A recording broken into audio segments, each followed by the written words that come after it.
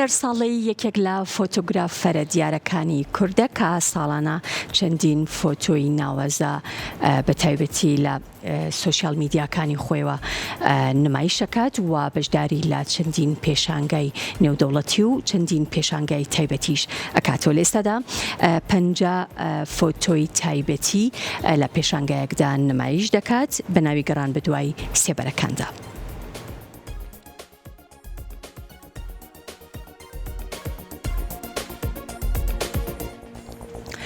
لە درێژەی کار و چالاکیە زانستی و هونەریەکانیدا زانکۆی نێودەوڵەتی تیشک پێشانگایەکی بۆ فۆتۆگرافی یاخود پێشانگایەکی فۆتۆگرافی بۆ هونەرساڵی کردەوە کە زیاتر لە 50 وێنەی سروشتی هەرێمی کوردستانی تیادا نمایش کردبوو. پێشانگاکە لە ژێر ناونیشانی گەڕان بە دوای سێبەرەکاندا ڕێکخرابوو و ئەو فۆتۆگرافەرەش دەڵێت دەمەوێت لە ڕێگای ئەو جۆرە پێشانگایانە بە هاوڵاتیان و عاشقانی سروشت بڵێم هەرێمی کوردستان جێگایەکی تایبەت و دڵگیری هەیە و هەروەها جێگای تایبەتیشی زۆرە.